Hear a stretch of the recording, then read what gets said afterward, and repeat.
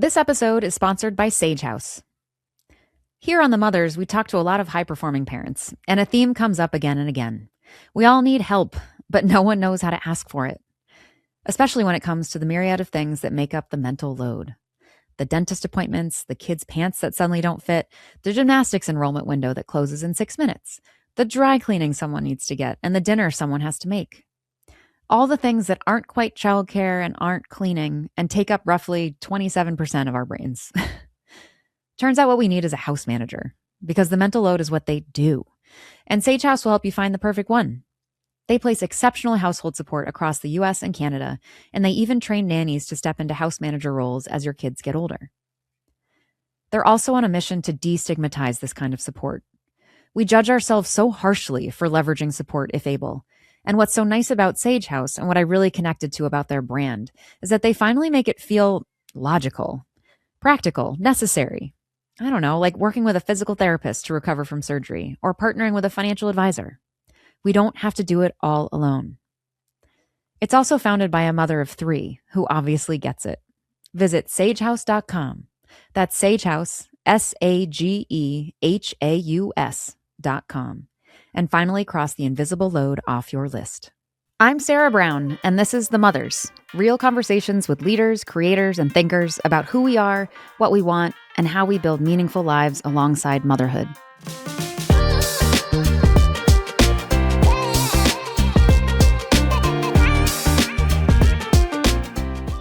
Hello, everyone. Welcome to The Mothers, and welcome to Tuesday, if you are listening in real time. I'm recording this intro fresh off the Peloton bike, which feels fitting because my favorite instructor, as you may all already know, Robin Arzon, actually wrote the foreword for today's guest's book. And how cool is that? If you've ever taken a Robin class, you know she talks a lot about ambition, claiming it, owning it, redefining it, which is interesting to me because I've always had this slightly complicated relationship with that word, ambition. I understand it. I see it. I live among very ambitious people. I've probably been, and by most definitions, am an ambitious person. And yet there's something about the word that has always made me a little suspicious. Like it's too narrow or too tied to ladders and titles and metrics that don't actually capture a life. And then you become a mother, and the whole thing gets even more complicated. Because motherhood is, in its own way, an incredibly ambitious act. You're trying to build a life, not just a career, not just a family, a life. A whole ecosystem, a set of days and years and relationships and work that somehow fit together and mean something. And a lot of mothers I know are doing this at full speed, competent, responsible, high functioning, getting it all done, and quietly crumbling inside. Or maybe not crumbling, but maybe just waking up one day and thinking, how did I get here? Whose life am I living? What do I actually want now? Today's guest, Dr. Ann Welsh, is someone who can both explain this feeling to us and help us. Ann is a psychologist, a mother of 4, all 2 years apart, insane, and the author of the book Ambitious Mother, which is about what she calls the, quote, ambition paradox, the impossible set of expectations placed on modern mothers, and why so many capable, driven women end up exhausted, disconnected, and wondering why success doesn't feel the way they thought it would. Her work is for the mothers who are doing everything right and still feel like something is wrong. For the mothers who look successful on paper but don't feel like they belong to their own life anymore. And for the mothers who don't necessarily want to blow everything up, but do want to return to themselves and figure out what they actually want next. Her book is available for pre-order now and comes out August 6th. Link in our episode description. And after this conversation, you may very well decide she's exactly the person you need to hear from, or maybe even talk to. But for now, I'm really excited for you to get to know her. So please enjoy my conversation with Dr. Ann Welsh.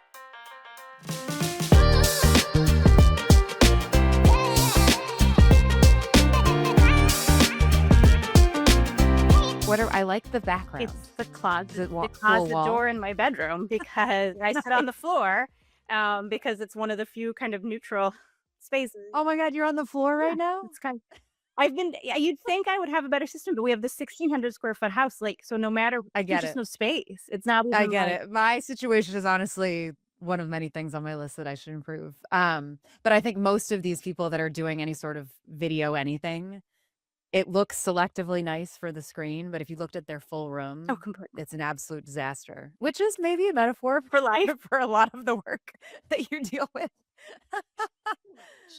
Yeah. Yeah. But yes, I do wish I had stumbled upon you at heart. I wish you'd been there earlier.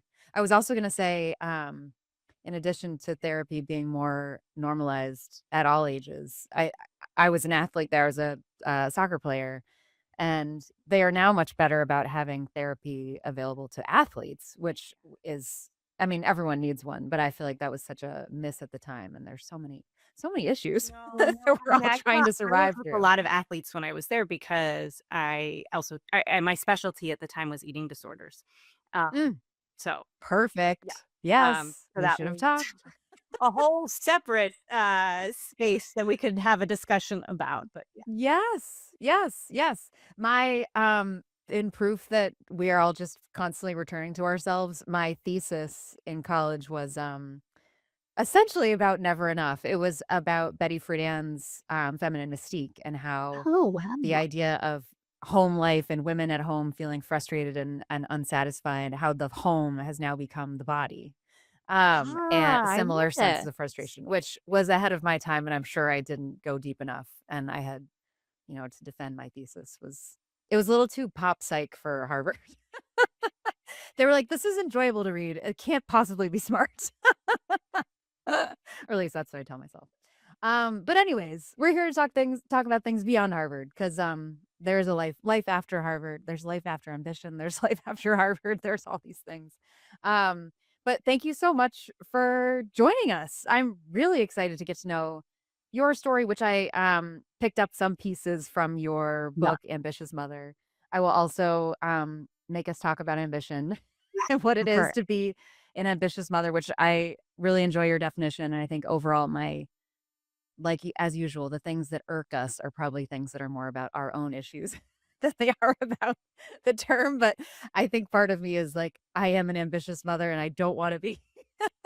So I'm curious about, anyways, want to pick apart sort of that definition. And then, as always, get into the root of it and how we manage motherhood, career, everything else, and stay true to who we are or figure out who we are along the way. So, yeah, I'm excited to dive right in. yeah.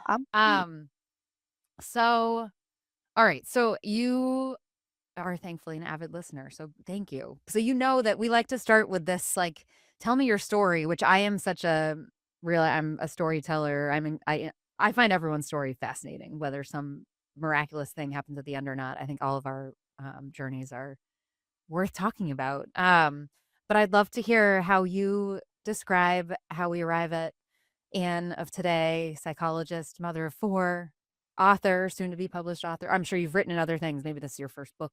Yeah, a book. Yes, Um, other things. Yeah.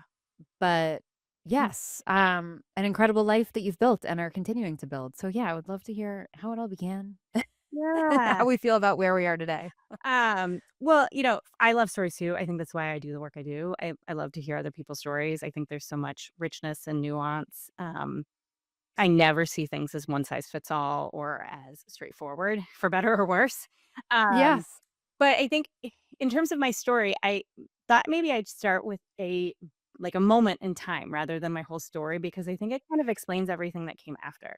I have this really, and I speak about this in my book, but I had this really vivid memory of being a mom of 3 kids at the time, standing in my kitchen, sobbing, trying to make dinner. I had Mhm. a very heavy one-year-old on my hip who just wouldn't let me put him down ever, without Mhm. crying, and I remember my 2-year-old and my 4-year-old were watching a TV show in the next room because that was the only way I could keep them sitting still for a minute while I cooked dinner, and my husband was out of the country for work again because he was traveling a lot at the time. Yeah. And it was one of those moments where I think every mom has this at some point where I was like, I just can't do this anymore. I don't know how to do this. I am so tired. I'm so overwhelmed. And at the same time, feeling like I don't won't know what my choice is here. I was just sobbing. Yeah. Um, and I think like so many moments before, my first instinct was always to turn it inward and to say, like, I'm failing. This is a me problem. Mhm. Right. Like I was overwhelmed and it's because I haven't figured it out. and I felt a Of lot of course. shame. Um, it was one of those moments where my shoulders are up by my ears, and there's this kind of constant background panic of trying to not lose my patience with this baby who just wants to be held, but I'm trying to get the Mhm. dinner on the table, and I love my kids, and at the same time, I felt like I was just screwing up every moment of the day. So I called my mom, and I should preface this with my mom is lovely. She's a real straightforward, straight shooter. She was a doctor. She had to go through all sorts of stuff to have her own career. Um, Yeah. so I called her and I said, "Mom, I don't know how you did it. Like you had 4 kids. You were a doctor. I can't do this. It feels impossible. What did you figure out?" And her response was, "I don't know, Anne. It just wasn't that hard." And Oh. it felt like a punch to the gut. And I Mhm. remember mumbling something and hanging up the phone and just sitting on the floor, crying even Ugh. harder. And I kind of picked myself up. I got dinner on the table. Internally, I think I just like shrunk into a Yeah. little ball. And something in me, my parents are amazing physicians and they are good people and they don't talk about feelings. Like that's just not the Yes. environment I was grown up in. And so, Very generational, I yeah, think. Not an uncommon, yes, and a loss, but, something we're working we're on, working on yes. they're getting better at it, but I would never in a different I don't know what came over me, whether it was just such a powerful thing she had said or my feeling was so strong. I usually in kind of historically wouldn't have called and talked it through with her. That's not kind of the relationship we had, but I did in that moment. And I called her back and I said, "Mom, that really hurt my feelings. That was a horrible thing to say to me." Mhm. And the second call is what changed everything because she said, "Oh, I'm sorry. That's not what I meant. I meant it wasn't that hard because I had way more help than you do." Aw. And she Yeah. reminded me that we had a full-time nanny and that my dad was actually off every Tuesday to do like doctor's appointments and dentist appointments and school pickup and dinner on Tuesdays. So she had help that night. And there was a Mhm. lot more scaffolding holding their family up. And actually both of their parents lived nearby. And that's when Mhm. it clicked, right? Something in that conversation helped me understand that maybe it wasn't me. 3 kids in, like, maybe it wasn't that I was just failing every day. Maybe it was hard because I was trying to do it all by myself. And Mhm. once I could see that, I started seeing it everywhere in my clients, in workplaces, in the stories we tell moms about how they're supposed to be and about what it means to be resilient and have grit without actually ever giving them support. And it's funny because I had already been a therapist for many years and was used to helping people, but it, like, somehow hadn't translated into my own head, and it hadn't translated yet into the mother-specific space. And that's really when everything changed about how I think about motherhood, ambition, and mental health, and the overlap of the 3. And that's when I went back and got my specialization in maternal mental health and started trying to figure out what on earth is happening at companies and workplaces that is making it so hard to do both. And, you know, all of it really kind of boils down to this understanding, this deep knowing now of like, this is hard because it's hard. The system's broken, not you. And if you're struggling, it's because of that, not because you're failing, not because you're a bad mom, not because you're not ambitious enough or you're lazy or whatever else you're telling yourself in your head. You're struggling because this is brutally difficult and now my whole career is around that, right? That's kinda shaped everything that I do, and now I'm essentially trying to support moms from every single angle that I can, whether that's individual Mhm. therapy or group coaching or through my book or through my consulting with organizations. It's kind of this whole all of these spokes on a wheel trying to support moms, Yeah. because they deserve so much more than they have, and in hindsight, I deserved a lot more than I allowed myself or that I even knew was possible. Yeah, yeah. I was curious, thank you for sharing that anecdote, and good for you for calling your mom back. I feel like just that is an important takeaway for Yeah. everybody listening. Um, but I was curious if within this when and reading between the lines and certainly projecting my own self onto you and your relationship with your mother, but when did you start identifying and thinking about yourself as a mother or kind of did you spend a lot of time kind of trying to deny that that was relevant in some ways, and then it all kind of, like, came in after the 3 kids while you're in the kitchen, eventually have a 4th. where it's like, this is fundamentally a part of my life and I need to figure out a way that's what's making it so hard. I think in some ways it was the opposite. So I am probably Mm. one of those rare people, I don't know, rare, but like I actually wasn't sure if I would get married, but I knew I was going to have kids. I always wanted Mm. kids. I loved children. I started babysitting when I was 12. I worked as a nanny. I mean, I just really like being with kids. Mhm. Um so I kind of took on the mother identity almost more strongly of like, but I think I unfortunately wrapped it up with my own perfectionism because I cared Mm. so much. I cared Mhm. about these kids. I wanted to be the best mom that I could. And of course I was imperfect because I'm a human being. And Mhm. so I was really judgmental of myself as a mother. Mm. Um, so it was kind of a different shift, but I think what happened was I took a pause in my career. So I had my first, and I was working at Harvard, and I had my second, and that's when I started to already feel the tension Mhm. of trying to work full time in a really demanding role, that asked me to kind of use every ounce of my emotional capacity on my patients that I really cared about in a job that I love. But then coming home to a toddler, who now we know was struggling with autism and ADHD, but we didn't know it at the time. I just thought, again, Mm. must be me. I'm screwing this up. Right. Why do And we an do this? infant. And Yeah. I just was like, I can't do this. So I asked them to go part time. And the response was, we have 500 other people waiting in line for the job, and part time's too hard logistically for us, Mhm. administratively. So I left. Um, and that was a huge reckoning I had to make with the other side of what you said, which is the ambitious side of me, right? Mhm. And with being able to say, what does this mean about me? If I'm, quote, only where I started a private practice. So, and I was seeing clients on Saturday mornings when my husband took the kids. And it was this weird back and forth of, like, clinging, like, to that title of psychologist as, like, this part of my identity, but also feeling like I was Totally. lying or faking it because I was only doing it so small in comparison to being at Harvard and having that name Mm. brand recognition. It Yeah. was a really challenging period. I mean, I often tell people 1 to 2 kids of my multiple transitions was the hardest, but I think part of why it was so hard was because mothering became my entire identity, and I wasn't sure if how to value that or how to make sense of it or what it meant about all the other parts of me. Yeah. Yeah. Yeah. I'm sure there are more than just these 2, but in your book, you talk about sort of at least 2 kinda sliding doors moments. One is this choice to step away from Harvard, which you described as your dream job. Going further back, though, you also talked about largely, among many things, inspired probably by the path that your mother and your parents both took. You were gonna go to med school, become a physician. You had an acceptance letter in hand, and you said something quietly inside of you was saying, "This isn't right," or something. And I'd say in both of those moments, I'm sure there are many others, there was this ability to listen to some sort of inner voice. And you talk about this in your book. You bring up, thank God, Robin Arzon, who's my favorite Peloton instructor as well.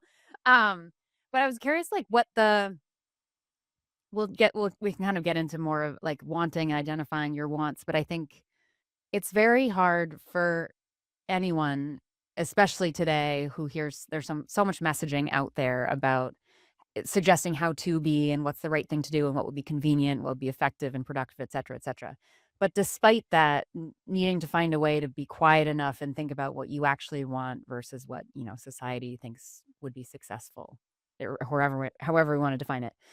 How Going back to your, I don't know, were you early 20s something, who said, "I could go to med school, but I'm not going to."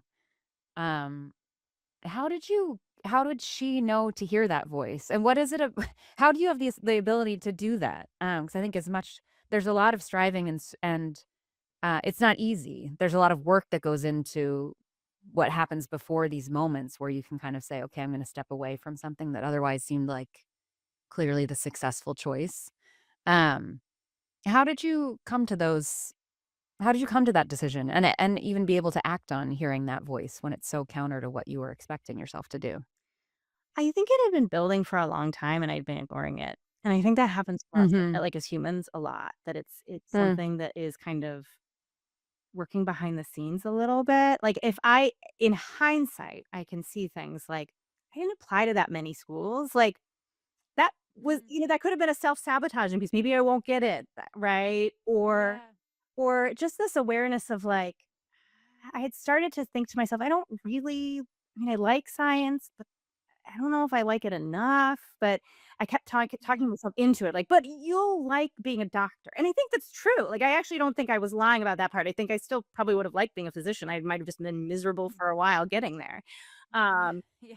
so I think there was part of it that had been building over time. Like, my brain was kind of putting the argument together outside of my awareness because the argument was too scary for me to do inside my awareness. But Mm. I think there was something about the physicality of holding that letter, because it was not only walking away from med school, both of my parents had gone to Northwestern, which is the letter that I Oh, was holding in my yeah. hand, right? I mean, there was, like, Yeah. no pressure, but I had been Mm, getting yeah. Christmas presents addressed to Doctor Kavanaugh, which was my maiden name, Oh, for man. Yeah. many years as a child, right? So, um, it was, like, kind of this thing of, like, I physically can't take this step, like, this body Yeah. knowing before I mentally knew. But I do think there's something to be said for connection here, because I remember what I did with it then wasn't like, rip up the letter and make this declaration. I talked to my brother. So I'm Mm. one of 4, I'm the 3rd, and my brother is 2 years older than me, and, um, I must have talked to him because I knew what he would say, but I basically said, "Liam, here's everything that's swirling in my head, let me kind of word vomit all over you," and he's like, "It sounds like you don't Mm. wanna go and you're just looking for permission." And I was like, Mhm. "Yeah, pretty much," and then Yeah. once I heard it reflected back, it was like, "Okay, I can do this and I can Mhm. step forward," but I think it's both this, like, the internal knowing is probably there long before we're ready to acknowledge it because our brains titrate what is safe and what we are allowed to know and feel and experience and safe. And I think it probably didn't feel safe for me up until that moment. Mhm. But also to highlight like getting support, getting someone else that can validate or reflect back to you is so Mhm. important.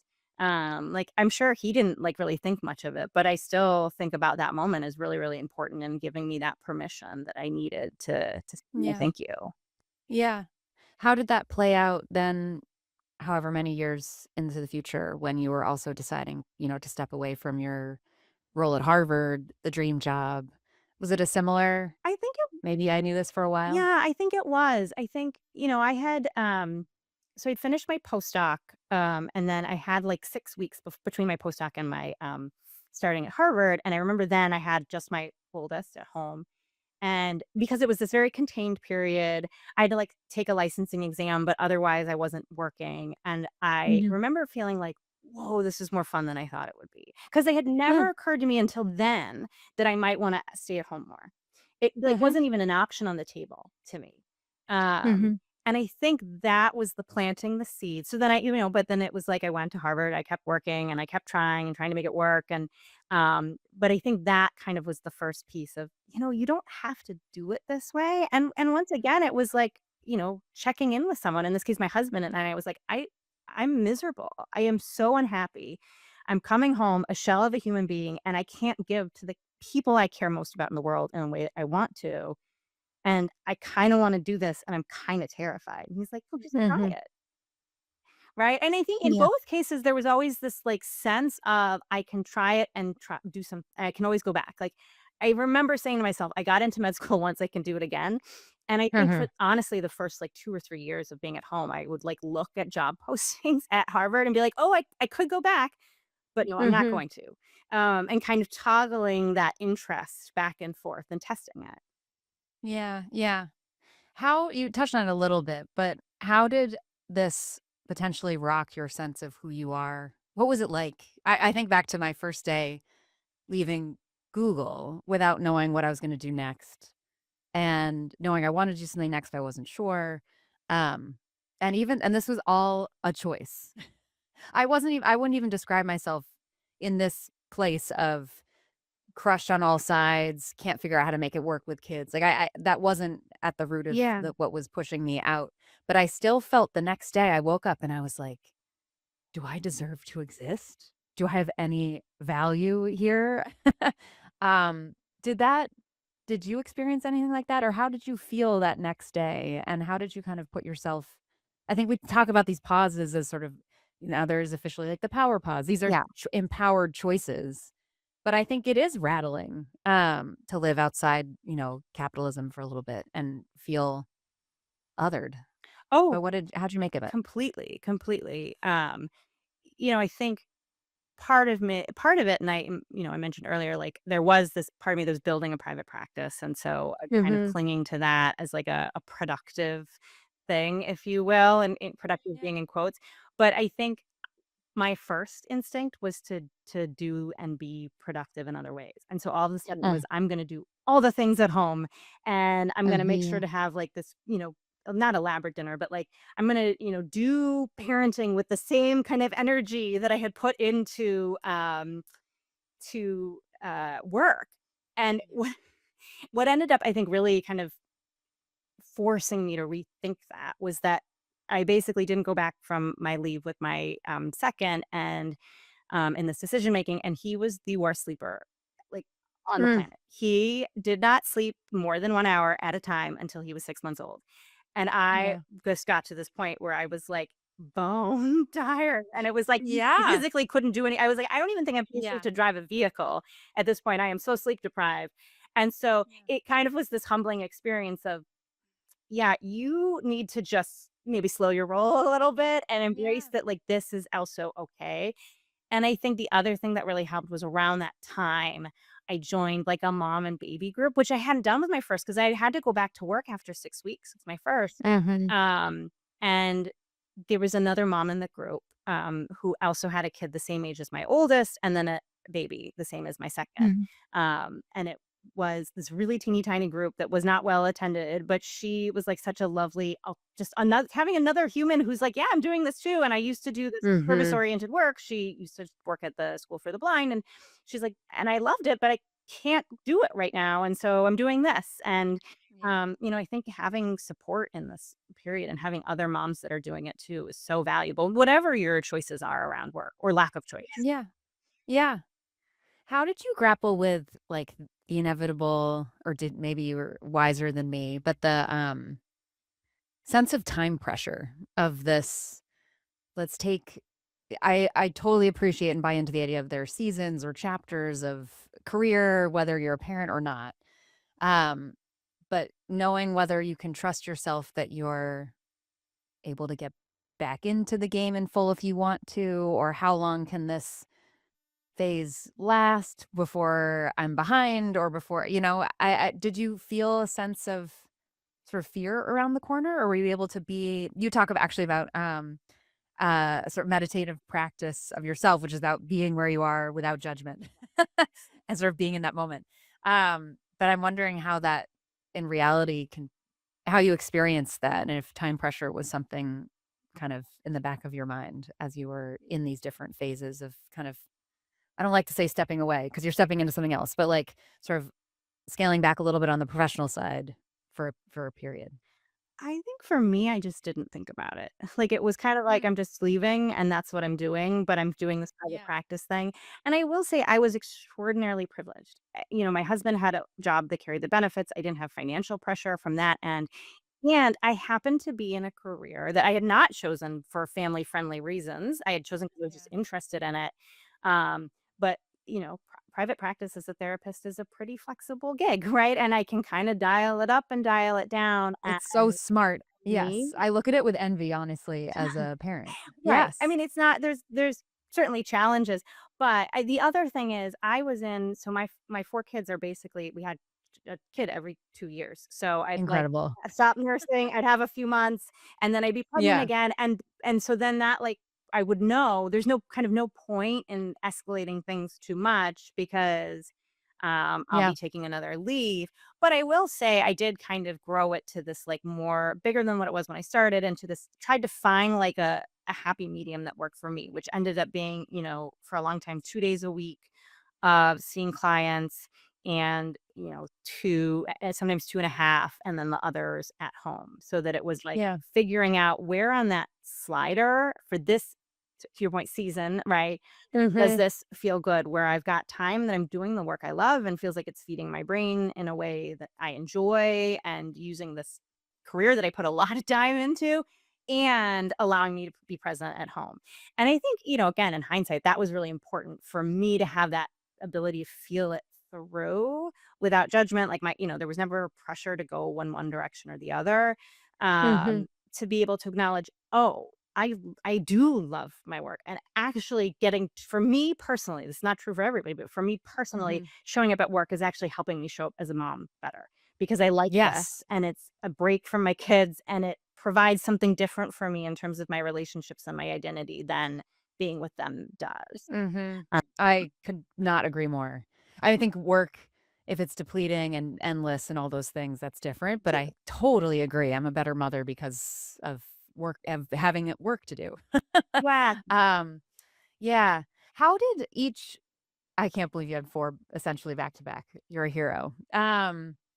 How did your understanding of kind of maybe who you are, but also what you wanted out of life or work kind of start to evolve with each kid? Like, did it build to this crisis in the kitchen with the 3rd on your hip?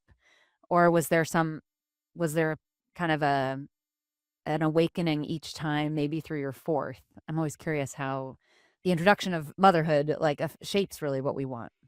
yeah, no, I think that's such a good question, and I think it was a back and forth.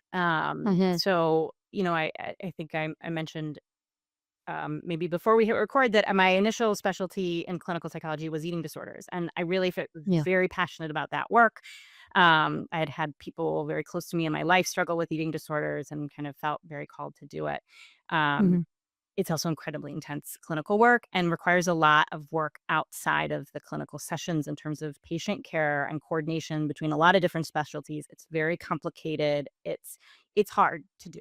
Mhm. And so one place where I started to see this playing out was this recognition of I can't do that can't be my full clinical course caseload. And every kid Mm. I added, I had to like kind of take that percentage down, both because of my own emotional bandwidth and capacity, and also because Mhm. of the hours that it takes to do that work.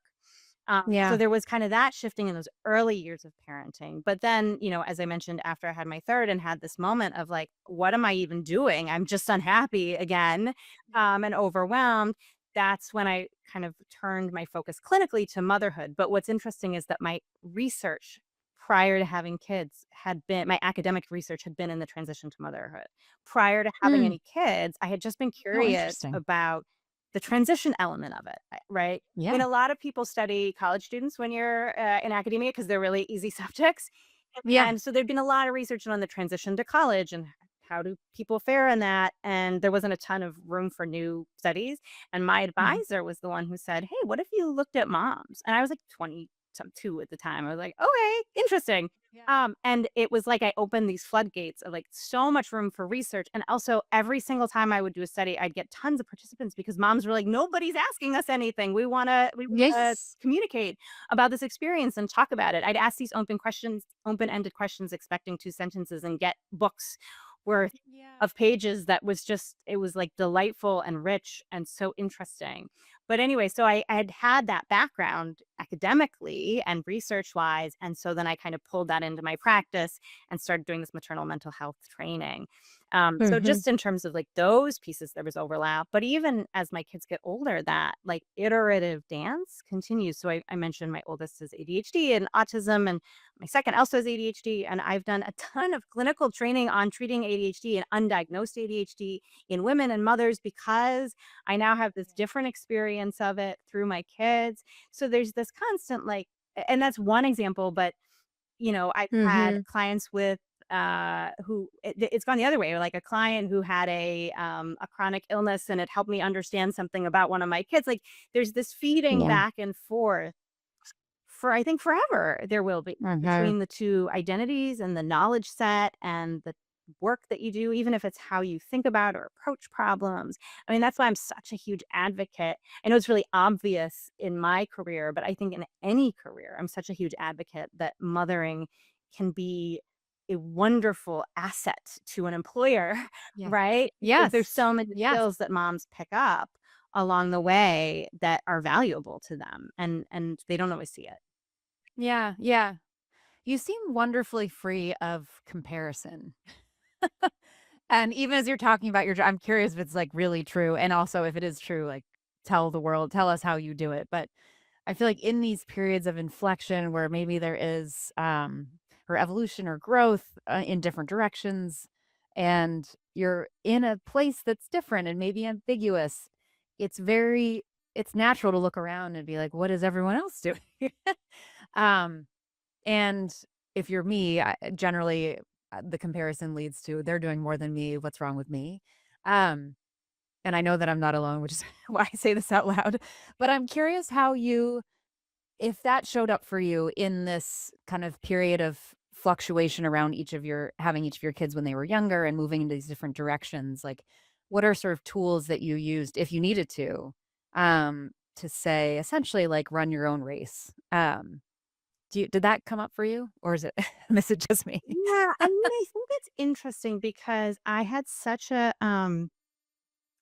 had a really isolated career for the first 10 years, right? As in private Mm, practice is such a, I don't know, it's like this it can be a very lonely thing. I mean, I had colleagues that I would uh-huh. talk to, but it's like each of us is just in our, you only see your patients. You can't even talk about what, the details. You can't share anything. Right. Um, Yeah. so in some ways there like wasn't a comparison that I could Mm. make. And so that was actually really healing, I think, for me because prior, yes, I had totally been the compare like, right? Who's got the A? What's my grade? What's their Yeah. job? I mean, that's I think again why it was leaving Harvard was so hard, Mhm. because I knew that there was a part of me that felt really fed by that fancy name, Yeah. and that, like, that felt very validating of, like, "Well, look at me." And Mhm. so to have to I think in some ways having to put that aside forced me out of the comparison, and then I was in this just, like, very tiny little space, literally and figuratively, right? Like a small little office in Cambridge and seeing a handful of clients and having my kids, but it would totally still show up as a mom, and that's where I Mhm. think I really struggled with kind of considering myself a bad mother because I would look at Eh. school pickup and my kid comes out the door and is falling apart because he's held it together all the day with his ADHD and he's just the hot mess, and everyone else's kids come out and they're all happy and this feeling of like, God, everyone's looking at me thinking I'm the worst mom. Now I can look back and say, like, yeah, of course he was struggling and you were his safe person and that's why he fell apart. But at the time, that's not how it felt internally. I think Yeah. some of the freedom that you are noticing is like being in my 40s now, right? Like I just care less Mhm. what other people think, but Right, I also agree, it is better. keep diving into the knowledge of like, what does it even mean? And I think so many people have it my experience as a clinician and as a coach is that so many people look from the outside like they have it all together and that usually inside we're all a bunch of hot messes and that's okay. Yeah. That's part of the human condition. So Yeah, yeah. Well, obviously, it's a good bridge to, I want to chat about your book a little bit, and I'm also curious if the framework that you put forward in Ambitious Mothers is one that you practice on yourself? Like, it's sort of interesting that you lived this experience. Are you in retrospect going back, "Oh, that was the ambition paradox," and, "Oh, I have to figure out healthy striving, and here are the steps to move from unhealthy to healthy?" Did you, did you learn this by living it? yeah, yes, I think both and, right? I think Yeah. that, if you look back at I don't know, if you were to look back at my parents would tell you 7th grade Anne was like horrendous because I was such a perfectionist. And it was this weird year in our Mhm. school where we had like all these interdisciplinary projects, which were these kinds of things where you could put like 300 hours. And I just spent most of 7th grade sobbing at our dining room table over homework. Um, Yeah. Right? Like, that's who I was at my core. Like, Mm. I was like I have to get the A, anything less is a failure, Yep. kind of person, and Mhm. any problem that showed up, I would solve by overworking through it. Like, that was my go-to, and quite frankly, that worked real well, like, right, in terms Mhm. of my, like, success from the outside. Yeah. And I think, through a couple experiences in college and then in graduate school and kind of doing the work internally before I became a mom, I thought I put it to bed. Then I had Mhm. children, and guess what? It just all comes right back up. Everything that you thought you solved in your life before children shows back up again. I had to kind of figure out, well, here's a different area to work through this perfectionism and shift to a place of healthy striving, right? And not being in that comparison mode. So yes, there's very much a lived experience, but also working, I've been a psychologist for 20 years now and kind of pulling in all of the research that I have done and the clinical work and seeing kind of on the ground level what works for patients, what doesn't, what helps my clients. Like, that's all also been folded into this piece too, but I also think there's something about the perspective of being a little. I mean, I'm not out of it yet. My youngest just turned 10. I Mhm. mean, I have some feelings about not having a single digit kid in the house Yeah. anymore, but, Mhm. being at this point and with 4 kids, I think, A, I get the sense of, the truly lived and felt and believed sense of, I don't have as much control over the outcome as I think I do. Right? I mean, Mhm.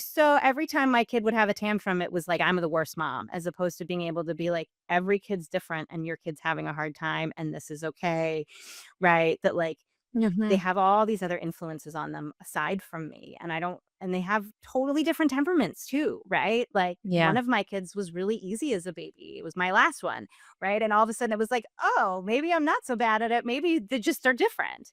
Yes. Yeah. There's that, but I also think I have this historical perspective now. So and in addition, my sister I have an older sister who's 10 years older than me, and so her Mhm. kids are all about 10 years older than mine, and so she started parenting in the '90s. And I didn't Mm. have my or the very late '90s, 1999, she had her first, and I didn't have mine until 2009. And what was expected and asked of her as a parent versus what was asked of me in my first, and then seeing that, I could just see that tick up, right? Because I'm one of Yeah. those, like, elder millennial Mhm. ex-cutters, and there was a generational shift in those first few years of my parenting experience. This is you kinda could, like, let your kids flail a little bit to know you are Mhm. emotionally responsible for every single thing your kid does, and you are sending them to therapy, and they need, all sorts of support because you're just the worst mom ever. And there was, like, this shift in Yeah. blaming Yeah. of, like and of, like, what we're expecting of our mothers to be responsible for, and so I can see that that happened with this historical lens now and speak to that Mhm. part of it too. Mhm. Yes. Um, Before we get too far, I wanted to hit the definition of ambition and, like, ambitious mother. Um, was this sort of inevitably the title for you, or have you I think early on in the book you say, I'm absolutely I'm an ambitious person." But I'm curious if that is something that do you f how do you have emotions around the idea of ambition and ambitious mothers, or does it feel very matter of fact, these are mothers that have, as you define it, a desire for more and the drive to get it? Or is it more complicated than that? I think I wouldn't have called myself ambitious even as a kid, and Mhm. even that perfectionist person because it felt like that was something women weren't supposed to say, or that ambition I think for me, there was ambition was more about money.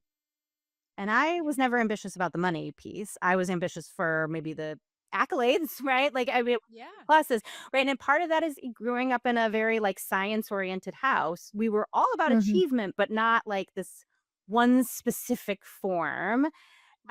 So I wouldn't have used the word then. I think I've only come to embrace it myself in the past maybe 5, 10 years of saying, Mm, why? Why not embrace that word? Why are we saying women, mm, again, women aren't allowed to be ambitious? I think that's crap, right? And also really mhm, broadening ambition. And that part comes to some extent from working right. So my own husband is an attorney. And so I work with a lot of attorneys. I work with a lot mm. of people in like consulting and private equity and these careers where there's an up or out mentality. And Yeah. I've seen time and time again over the 20 years of my work where, that up or out mentality is so damaging. We think of career or of ambition as this ladder that you just climb one foot in front of the other. And if you leave the ladder, you've fallen off into disgrace and like Yeah. you can't even talk about it at the firm. So and so left, right? And there's Yeah. only room for one person at the top and there's only ambition again for money, maybe title, power, Mhm. right? But that's all they Yep. have room for. Yep. And so one of the things that I had helped for a long time my clients understand is that there's a lot of other ways to be ambitious and to Mhm. embrace going after things. It's not Yeah. unambitious to quote step off the ladder. It's just a pivot. It's a change in Mhm. direction. And so that's a metaphor I've been using for a long time is like instead of thinking about ambition as a ladder, think about it as this web that's got infinite Yes. different directions. And you can change, you can rest, you can have a snack, you can, flip upside down. And when we Mhm. start to name that, then we don't get forced into this choice of either I'm a mom or I'm ambitious. Either I work Yeah. or I don't, right? We stop living in these kind of forced elements and we can say moms get to be ambitious, and that ambition can be CEO level, that can be for connection with other moms, it can be for personal growth, for time with your kids, whatever you want it to be, right? We stop treating these things as separate and allow women to be any of the things that they want to be. And Yeah. then too, right? Like Totally. I know, I did wanna ask, like, okay, would anyone write the book Ambitious Fathers? And also, what does their if ambition is a broader definition, which I love this. It's a web, not a ladder. There's so much to be ambitious for. What does a non-ambitious mother look like? Because it seems like I think inherently you're kind of scrutinizing ambition as we've inherited the term is flawed thinking, and we need to think more expansively. And I think to me, I think when I get riled up about ambition is because there's an assumption that it's the latter, and the latter, LADD, not the latter. Um, so then I think therefore I'm kind of like, maybe we're all actually maybe inherently, in being a mother, that's an ambitious act. And so I think that's where I kind of get in my own maybe it's an intellectual paradox about ambition as opposed to the trio of paradox. ambition paradox. Yeah, yes. Well, I think that's a great question, and I've thought about it a lot, right? Like, is there an opposite force? And I think that's what I like about the web is why do we have to have opposites? Why can't we Yeah. all like to your point, I've whenever I've worked with clients occasionally, not often, but who are discerning whether to have a kid or maybe to have a Yeah. second kid or whatever. And a lot of times we talk about the fact that having a child, when you're choosing to have a child, obviously that's not always the Mhm. case, um, is inherently a optimistic act, Mhm. right? You are making a choice to bring a child into this world. And I think that's partly why people are struggling right now is like it is this sense of saying, I think the world's going to be okay, but I also Yeah. think it's an ambitious act because you're saying, Mhm. I want this thing so much Yeah. so that I'm going to go after it, Mhm. and care for this child and have this connection. Mhm. And so I think when we stop trying to force things to always have an opposite, maybe we actually get this more like expanded, creative, free version to just be. Yeah. Um, Yes. That sounds really nice. Let's do that. Okay, give me a like high level of because I actually started inspired by the book, obviously. I started going through some of these exercises. But I first wanted to hear a little bit about the ambition paradox because I think as much as I thought I had grown up and was wise, I was reading all the details of people that are caught in perfectionism, people pleasing and pretending. And I was like, okay, I'm like mostly through these things, but also they're reinfor like, society would love for you to, like, be stuck in this place. So do you mind giving a little high level for, listeners of, like, what the ambition paradox is, like, how they might recognize that in themselves? Yeah, it's essentially the idea, like, what is a paradox, right? A paradox is an unsolvable problem. And so I use the Mhm, ambition paradox to talk about motherhood because we get stuck. You cannot be what society deems a good mother should be and what society deems a good worker should be. These are not actually mhm, like these are two things that cannot work together because the expectations are so high. And then you layer mhm. on top of that the fact that women are punished more for their mistakes. So sometimes the perfectionism isn't even a personal thing, it's a cultural thing, right? We're Yeah. kind of aware of that on some level. Um, it's essentially this I want to be the best mom I can. I want to be the best person at work that I can. And I can't figure out how to make these two things work. But really, it sits at what I call the nexus of people pleasing, perfectionism, and pretending. So, Mhm, perfectionism, we've talked a lot about today, right? And the one mhm, thing I like to just caveat I throw out about perfectionism, I mean, I mhm. talked about myself as being kind of a classic perfectionist of like A or nothing. Yeah, A lot of times people are perfectionists and they don't know it, right? Because they're like, oh, I think I'm going to yeah. get the A. But I still have really black and white thinking around what is successful and what is unsuccessful or what is a failure, right? And so maybe it's like, well, I could tolerate an A plus, an A minus, but like a B, that's still failing essentially, right? If Mhm, we look at the grade analogy. So a mhm. lot of times I think we struggle with that, or I know I can't be perfect, but I still want to be the perfect mom and I still want to do like, show up and be the PTA president, and I want to have perfectly made dinners, and I want to do all the Pinterest art projects, and, right? So it can show Yeah. up in all these other ways. The people pleasing is, what it sounds like, but again, it's not just I want to make everyone happy. It's this sense of I've totally silenced my own voice. Women are Mhm. socialized to be people pleasers from the minute we enter this earth, right? We are told Mhm. to be martyrs. We are told that we are not allowed to have wants. We are not allowed to have needs. We are not allowed to voice them. We need to make everybody comfortable before we assert anything. And so the people pleasing is often not, it might not be, I kind of smooth everything over, although that's one version of it. It might be, I say yes to everything my boss asks me. Or I say Mhm. yes to everything my kids ask me and Mm. ignore my own needs. Or I never take time for myself because I don't wanna upset anybody. Like, because I don't wanna Mhm. upset anybody or I don't wanna be a burden. Those are things that show up a lot with people pleasing too. Mhm. And then the pretending is in some ways the, like, least well known but most important element of it, and it's exactly what we were talking about before, that most of us are walking around looking like we all have it together and inside don't, and Yeah. feel the need to somehow keep that veneer up. I think that Mhm. escalated so much in terms of the world of social media. Um, and I remember even back when I was in grad school, there was like and doing more body image and eating disorder related work. There was a study that was like, women, they would show women, they'd have women rate their body image and then they'd read like a fashion magazine and then have them rate Mhm. their body image afterwards. Even when the women are explicitly told all of these images are airbrushed, it didn't Mhm. matter. Like, it still takes Yeah. their body image, right? And I think social media is doing that to us all the time. We Yeah. see all of these people out there and are kind of assuming that's what everybody else is doing. Mhm. Even if we know cognitively that's not true, it's still like our Mhm. brain's still taking it in as a possible version of reality for us to attain. And so we start to pretend that we also are doing those things. And inside we're miserable or we're Mhm. unhappy or we don't actually want to do the thing or don't care. We're just doing it for someone else. And it gets us trapped in the spiral where we Yeah. chase these goals because of the people pleasing, because it's the next brass ring, or because that's just what everyone else is doing. We get Mhm. further and further disconnected from whatever it is that we actually want. Mhm. And then you wake up one day and you're either totally burnt out or miserable and don't know why. Or like a lot of my clients, they're just numb at that point. Like they're just Yeah. completely disconnected and have no feeling. Yeah. Yeah.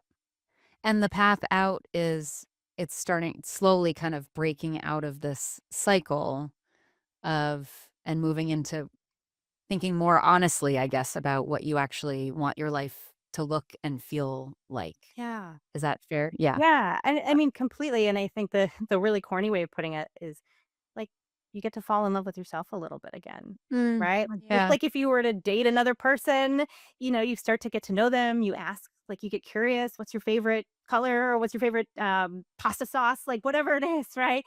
And, like, Yes. trying to get to know yourself a little bit, and it's so much easier for me to say here than to, like, do in real life, but I think Yeah, part for sure. is learning to tolerate the anxiety that you might not be doing everything kind of right to everybody else. Yeah, yeah. You talk there this moving from kind of unhealthy striving to healthy striving has a beautiful I read it and I was like, that would be nice, but like no one could possibly feel this way. You're to say, with healthy striving, you hold abundant self-compassion for yourself. Healthy striving is kind and forgiving, like a wonderful coach who pushes you to be your best while speaking to you in a kind and encouraging tone. The coach who holds you to high standards without demanding perfection, who helps you get back up after a disappointing event. Healthy striving tolerates failures and setbacks as part of the growing process. Um, it's so beautiful, and I feel like in certain moments of my life, pockets, I know that's how I should behave towards myself, and I think a lot of us do. Like, let's be kinder to ourselves. Let's give ourselves grace. Like, that's what everyone's saying all the time. Um, I think it's really, really it's challenging, obviously, to be kind and not be so hard on ourselves. I found that one of the, you have sort of a three-step process that is far takes more effort than just kind of checking these boxes on 3 things, but, it begins with this idea of, thinking about, as you say in your book, roles and spaces that you fill, and what expectations are you holding of yourself to fulfill those roles, um, and trying to do this without self-judgment and criticism, like just sort of being transparent with yourself. And then eventually in a very Marie Kondo way, as you say, which of these expectations sort of give me joy, which don't. And I mean, everyone reading should eventually buy your book when it's available. But also it sound like all of these, I mean, there are many recommendations of how to like improve your life. And I think that what matters is like doing the practice of them. And I have to say, I didn't even get through all the roles that I Yeah. took on, but it was really meaningful to think about what does being a mother really look like? What do I expect of myself as a wife, as a daughter, and what as a sister, as a community member, as a ex Google like all of these different roles that I didn't even realize I was playing, former and past, and how, they all go beyond this, but also within each of them, there's something around what it is to be a mother and not just a mom in all these ways, and the sort of dance of wanting to be independent, but also dependent and wanting to be, Mm. yeah, wanting to be in a relationship, but also not need anything and wanting to be supportive and helpful, but not be distraught, not cause problems. Like a lot of, which then brings back this perfectionism stuff. So anyway, I just wanted to say personally, it was really, really meaningful to me to have it so clearly laid out of how to kind of work through your inner thinking. And as you said, I love that. Fall in love with yourself again. I've had decades of therapy. And I feel like it's still there's always more to unpack. But yeah, I don't know, these expectations, they're nasty. Yeah. And taking ownership of them somehow would be a good thing. Yeah, and it's a process, right? It happens over time, layer by layer, and it's a little bit of testing. So if I don't do this thing, my nervous system is gonna tell me you're not safe because that's how I've been Mhm. trained, right? And I'm gonna Yeah. feel like I'm gonna jump out of my skin. And can I do it? A little bit of it, a tolerable next step. Prove to myself I didn't die, Yeah. then kind of build a muscle over time of self-trust. Um, Yeah. and again, that that's gonna every time we face a new situation or a new person, maybe it shows up again on some level, but we can kind of work the steps ongoing, and it becomes easier to access the more we practice. Yes. Yes, yes, these small moments. I think everyone wants like a quick fix. Yeah. But some of these things do take time. And it is we're not supposed to have time to today, everything we don't have enough time. But I do think it's an investment and to everyone that you highlighted sounded much happier on the other side after having going through these steps. Yeah. They also all had very intimidating jobs. I was like, wow, is there anyone is that the key? You go through this, then you actually find your success on the other side, kind of like 10 X's. Yeah, Um, no, not necessarily. I think part of like, those are the stories that are the most, um, like, kind of exemplify the situation the best because they are such big contrast, but it's kind of regardless of your work, right? yeah. This is stuff you can be doing if your work is working at home with your children, and that is also work, and that still you still deserve time to find out what you want and what you need and where your voice is and all of that. Yes. Yes. Um, well, thank you so much for bringing all of this home for everybody. When does the book come out? We should make sure that everyone Yeah, will you can list it. pre-order it now. It's available for pre-order. Perfect. Then the official release date is August 6th. But for anyone that's not in the publishing industry, the pre-orders is kind of how we send the message to bookstores and online purveyors that this book is wanted. And so that's why people get really excited about pre-order when anyone pre-orders their book, right? Because it says, yeah, this is an important book that I want to hear from and that deserves space on the bookshelf. Yes, get those I totally agree. Get the pre-orders. It also some very impressive blurbs on here from Eve Rodsky. Also, I mentioned it earlier, but I love that you got connected with Robin Arzon. She's like a dream guest on here. Yeah. And I loved everything that she says is so true. It's a perfect example, though, of asking for things and not getting kind of too concerned about the outcome. Like, I cold emailed her and her, Mm. chief of staff responded, and I never in a million years expected a yes. It was just No. the most delightful thing. I still kinda can't believe it even though it already happened.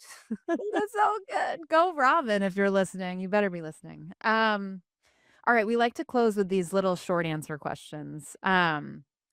So if you go back and tell your new mom self one thing, is there anything that comes to mind?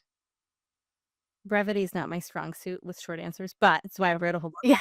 Um, yeah, I would sit her down and I'd tell her, I'd sit, sit her down and look in her eyes and say, "You are doing an amazing job. This is really, Mm, really hard, and you aren't doing anything wrong. You matter. Yes, everyone else has needs and wants, and those things feel like they're the most important thing in the world, but your wants and needs matter too, a lot more than you let yourself realize." oh, I was thinking this is basically like if you called yourself when you had in that moment instead of your mom. I feel like a lot of our, like, healing is about learning to mother ourselves, which is so interesting. 100%. Um, if you could provide yourself something or a theme of things that would have made it a little bit easier, this journeyhood of motherhood, is there something that comes to mind too?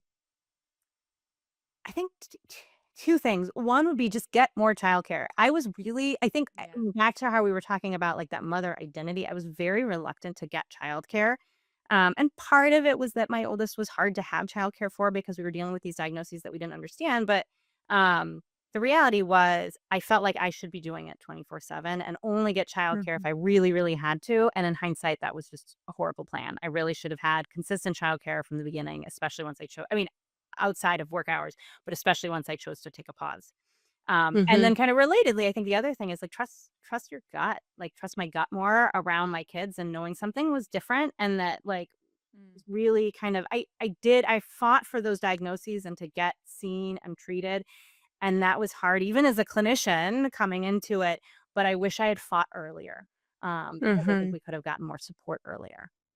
Yeah, yeah. And lastly, your kids may listen to this one day. Is there anything you'd like to say to them? I would say, and especially um, for anyone that's listening that has a kid that is younger and you're worried about it going fast and missing the baby days, teens and tweens are actually awesome. And what I would tell Mhm. my kids and that I want these other moms to hear is every day I fall more in love with you. I delight Oh. in you. I knew I wanted babies, but I had no idea that it would be this kind of ongoing increase in love as they become like No. real humans and people. And I would also say thank you for loving me back despite all of my mistakes and imperfections. No, that made me cry. Thank you for sharing that. Lucky kids. Yes, it all comes back to love, right? Well, thank you so much, Anne. This was wonderful. Everyone go buy Ambitious Mothers. Whether you immediately self-identify as ambitious or not, it goes way beyond that. And I love the idea of expanding what ambition looks like. Um, it's about wanting more. And I think that's a great thing. Um, well, so thank you so much. Thank you for Always. joining us. Thank you for And having I me. wish you the best, have the best rest of the day. And I'm gonna keep doing the rest of my exercises from your book after this. Thank So you. thank you. Awesome.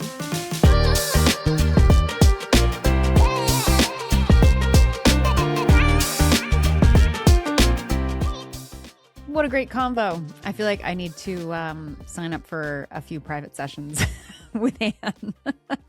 But let me chat with my other therapist first.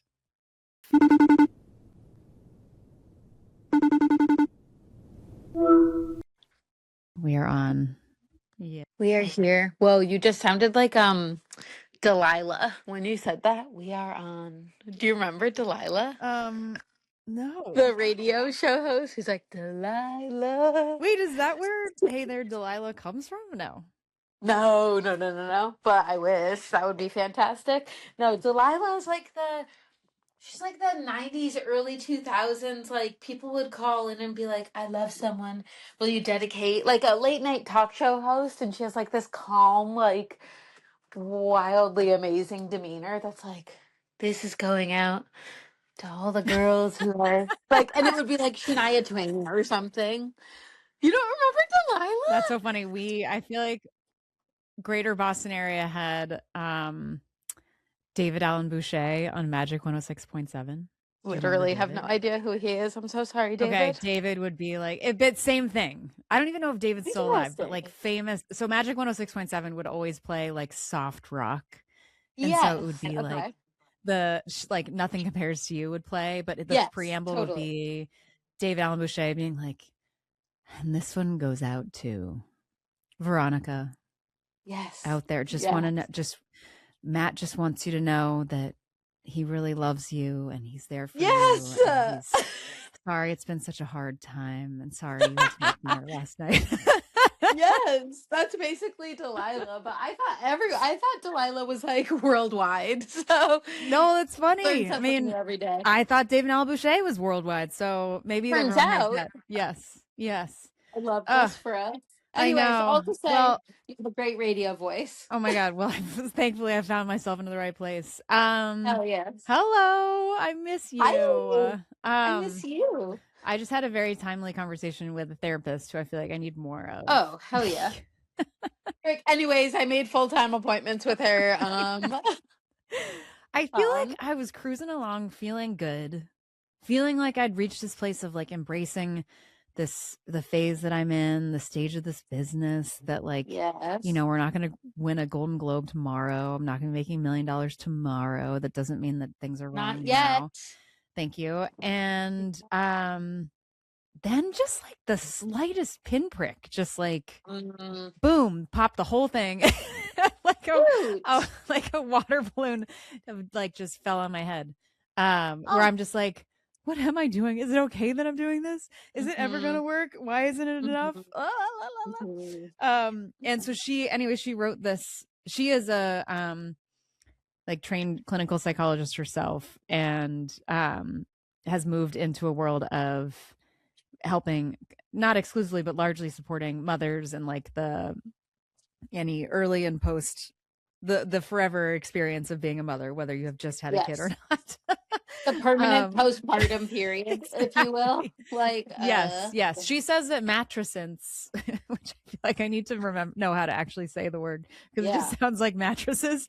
But honestly, wasn't sure where you were going with that word when you started. So it's the deeper psychological, chemical evolution of identity change that happens once you become a parent and a mother, specifically in this context. And she was like, it lasts forever. I don't know if it ever ends. Cool. But she wrote a book called Ambitious Mothers that is coming out in May. And the opening, of course, thank God, is like a interview with Robin Arzon. Yes. Which is so cool. That's amazing. And I was like, I feel 1 degree / 1 book removed from Robin as I'm reading this. You're so close. You're so close. But I think one of the things that was comforting was like, I don't know, she's just one of those, well, we'll talk about the book, but my what is my kryptonite is comparison. And I think that's true for everybody, but like, particularly for me, I will feel good as long as I don't compare myself to anything else or look out there and see like, oh, and it's so helpful and healthy to be around people that, whether they know it or not, and who am I to say, but I feel like when I'm able to find myself with people that are equally uninterested and trying hard not to be affected by comparison and are not seeking to do that, it feels so safe to me. And I feel like from what I could pick up on her, she comes from, she admitted this too, as like all of us do.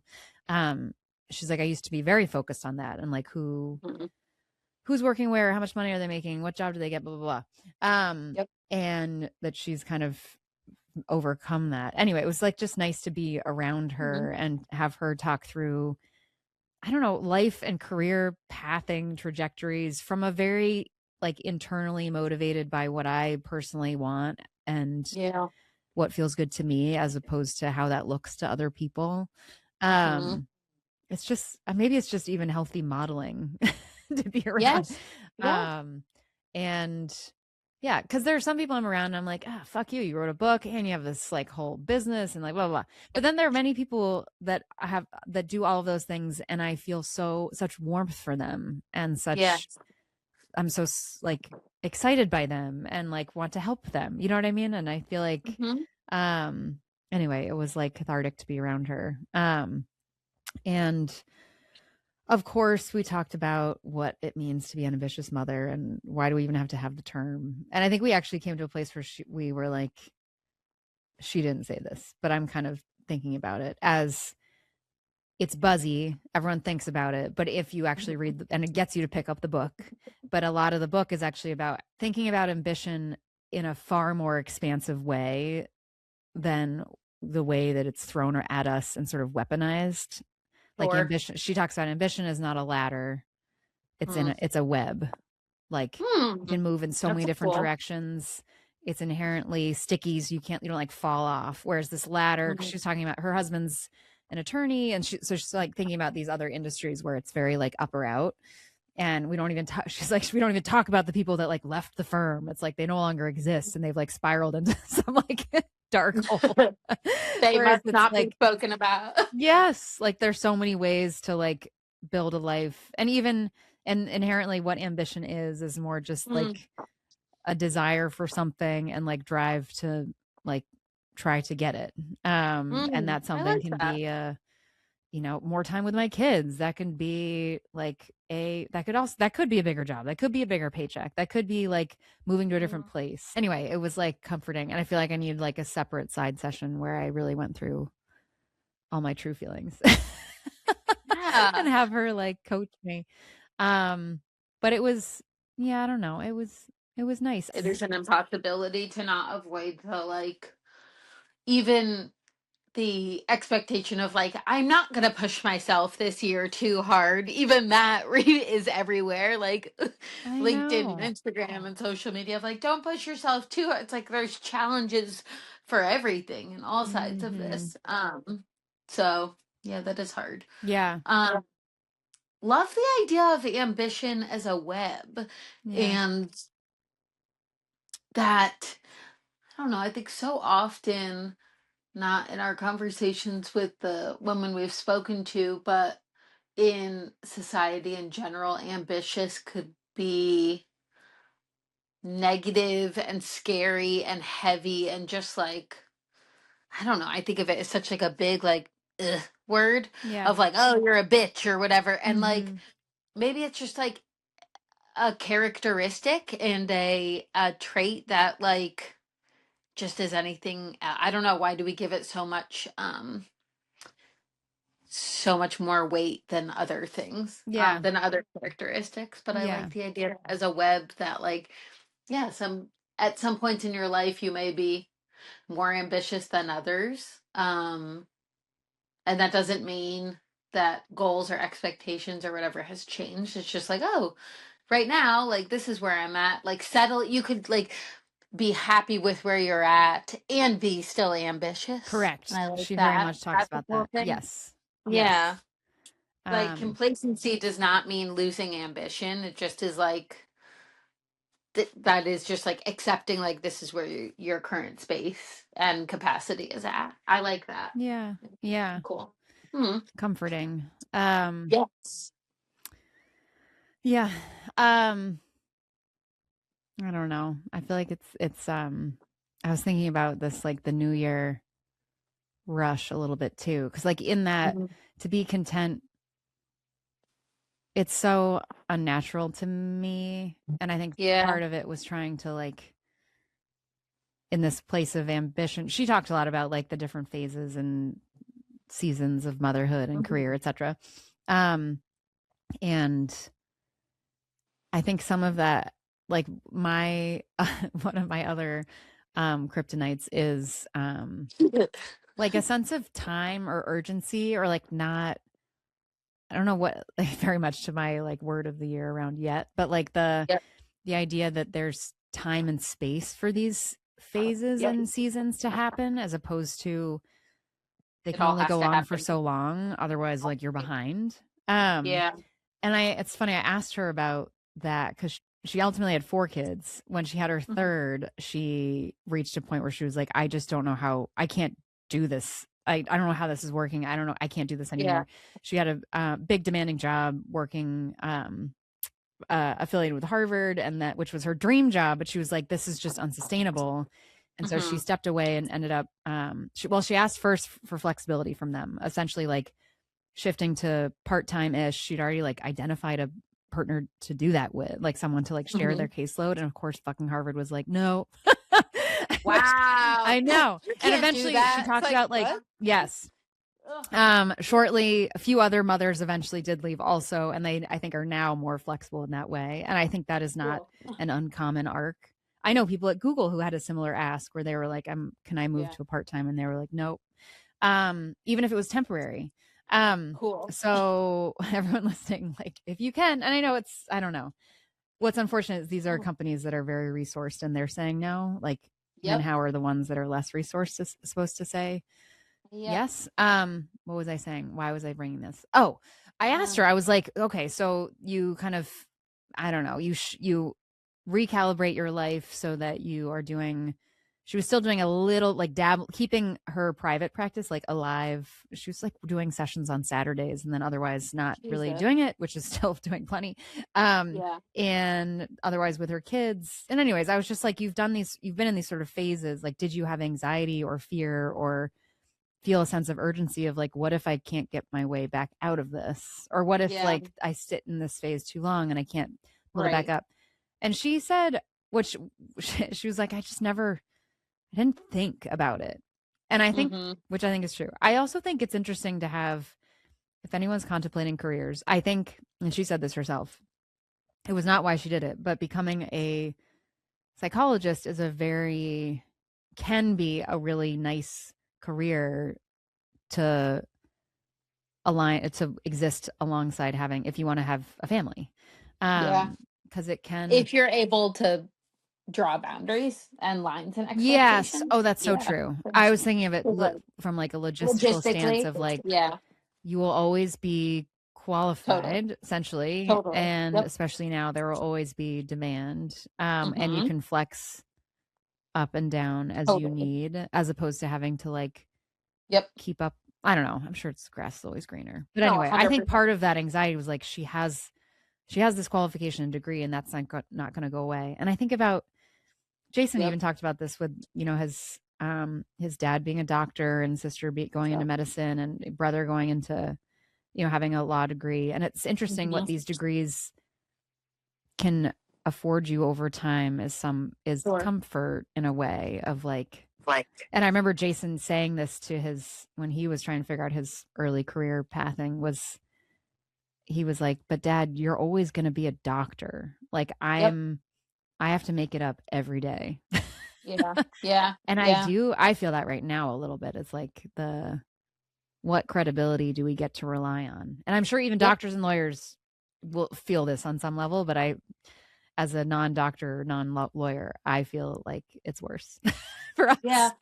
That's an interesting, I think that like, uh, as time goes on, that's going to become a more common experience. I remember similarly, like going to college, and my dad was like, I'm so confused. How do you not know exactly what my dad's a scientist? And he's like, the expectation is you do this, and then you do this, and then you do this. And I'm like, not everybody is like that. And like, not having Mm, such a linear path or a clear expectation of like, these are the standard, like, I don't know, life KPIs, and here's the standard like set of skills that's going to be applicable to whatever for the rest of your life. Like, it is hard when you're in something that's mhm, a little more like ambiguous, or you change in the middle, like you mhm, thought you wanted that and then you didn't, and like that is hard.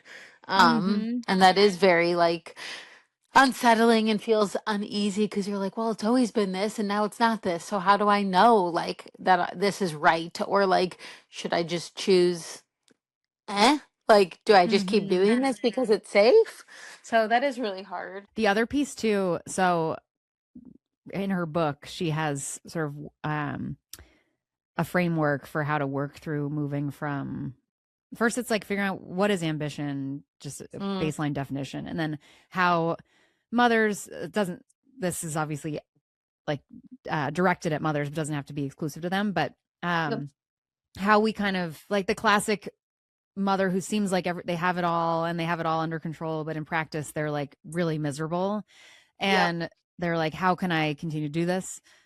Often she talks about how those people get caught in this ambition paradox, which is rooted Sure. in backgrounds of, and it challenges with perfectionism, people pleasing, and pretending. And so it's sort of this like, you have to keep up Hmm. this ruse that like you have it all, but in practice you're actually like really uncomfortable and unhappy. I Um, have nothing. Yeah. yes. And then the effort to like slowly move into what she calls move out of unhealthy striving and into healthy striving. There's an Mm, exercise that she walks people through in the book of outlining, first you shed expectations, So you write out all the roles and spaces, like everything that you occupy, whether it's from yourself or whatever, but what you feel is the expectation to like fulfill that role or Mm, fill those spaces. And then from that, you start to like, you can figure out which ones you want to get rid of in a mm, very, I say this, she says this too, but like Marie Kondo way of like, is this bringing yes. me joy? Is this from me or is this something I'm inheriting? And like, oversimplified, she gives examples of like, okay, so to be a good wife means my like the house is always ready for guests or something like that, Mm, which feels very mhm. outdated to me, but maybe I wish I Okay. felt that way more. Yeah.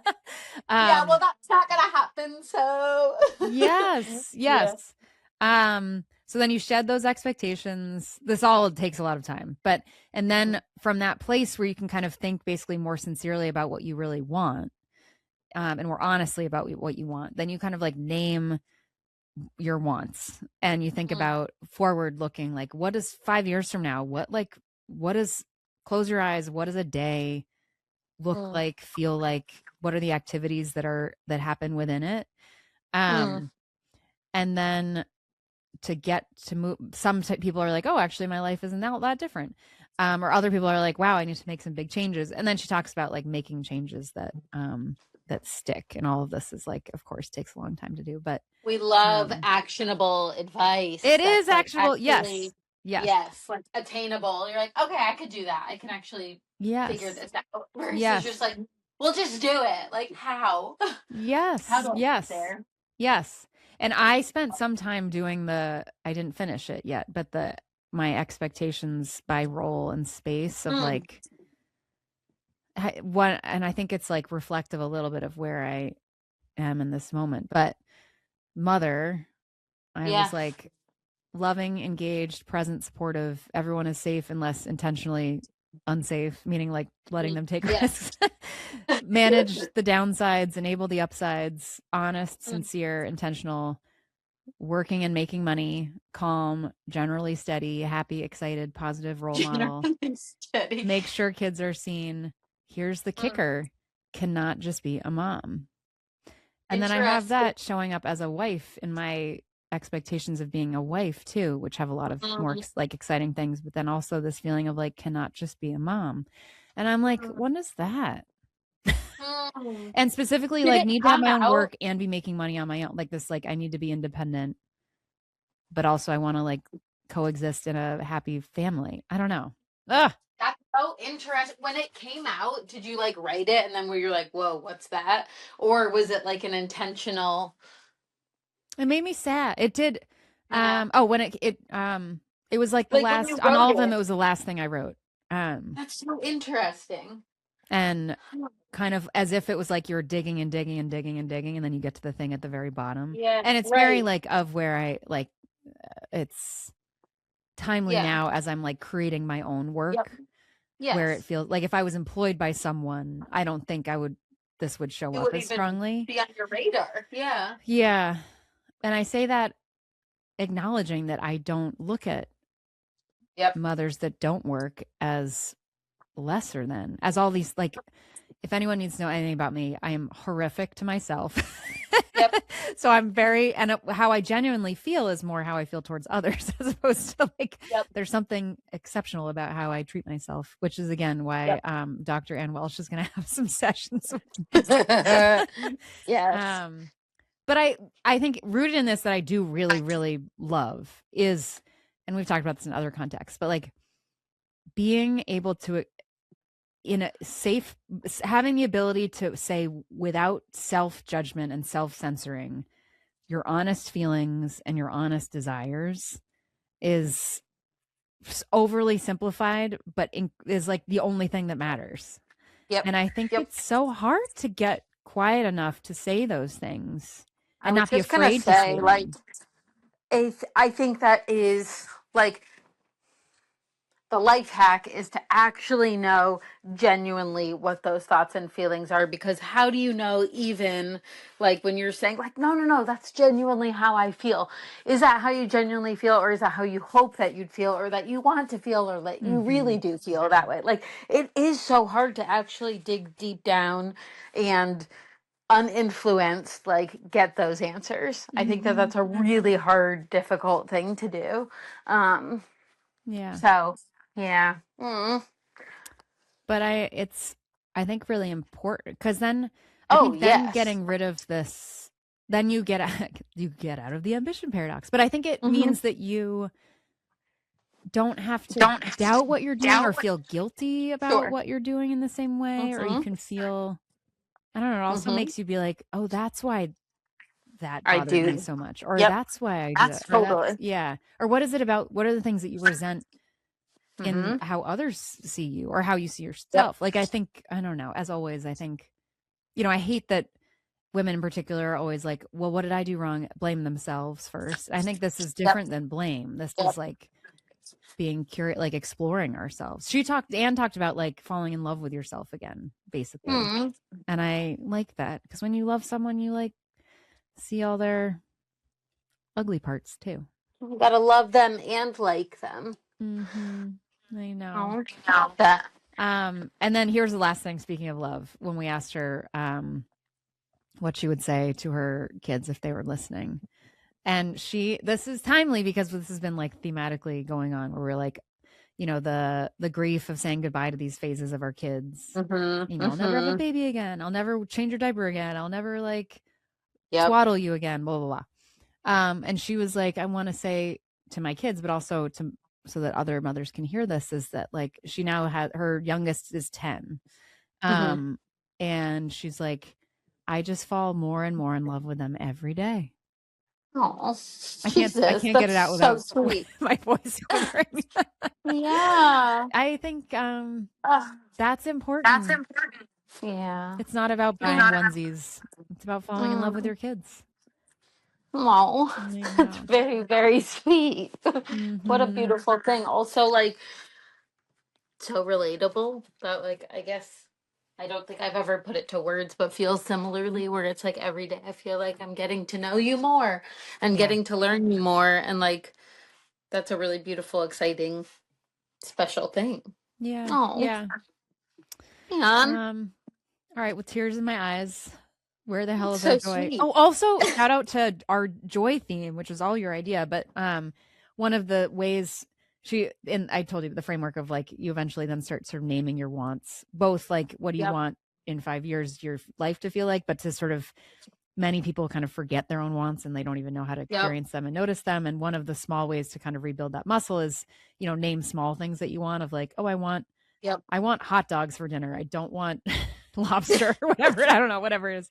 Hell yeah, Never had either girl. of those for dinner on a casual Tuesday, but that's Get okay. it, I Um, guess. but the other piece was, if you don't know what you want, was to start noticing little moments of joy and Mm, noticing when you feel little sparks of joy. mhm, And so mhm. kudos to us Hell yeah. for modeling, even though sometimes I totally take it too far and it goes beyond joy into like annoying things like meaning and gratitude. Here's a fun joy, just because we're going to keep it light.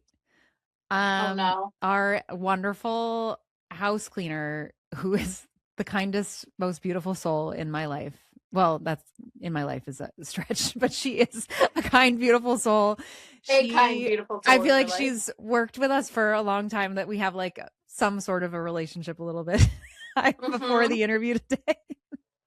Before the interviewing, I had to pee real quick, so I ran out and Valeria was here, and I ran out to pee, and she walked in on me in the bathroom. But it was like a cute. But Oh, we all laughed afterwards, and it just made me joyful that it was like, that's how, like, that we, like, that's fine. Like, I love that so much. Hey girl, she hey laughed and girl. I laughed. I was just like, I think it was a spark of joy that like we felt like connected enough that was like amusing, like It's a family okay. member walking Yes. in on me. As Not like a panic moment. oh my god, I'm Yes. so embarrassed. Yes, no, Oh, that was nice. It's a spark of it's really joy. funny. My joy is that I got walked in on in the bathroom. And we all thought it No, was funny. No one felt embarrassed. that is very sweet, though. I know what you mean. I think Yes. that's really funny. I love that. Aw, Oh, anyways, that's what's your great. joy? People are probably in the bathroom with you all the time, All the namely your time. I son. never pee alone. What is my joy? My joy is that this weekend, um, we my son's daycare teacher, I don't know, do you call them teachers? Yeah, I guess so. Whatever. Yeah. Daycare lady. She Teacher, is teacher, a teacher, teacher. teacher. Sorry. Daycare lady. Teacher. She is a high school basketball coach, and so we Cool. went to her game on Friday Oh because I was my like, I don't know, fuck it, like let's go do something different and fun, and it was just very cute. He was all like fascinated watching teen girls play basketball. God. Loved it until the damn like buzzer kept going off, Oh which no. he hated Yeah. and would like scream and cry. And then I was like, fuck. And because I know sports, like I understand like physics, Mhm. I never knew when it was about to happen. And so I kept being like, why is the buzzer going off so much? And if I could just predict it, then I could cover his ears. And I just didn't understand why it kept buzzing. And so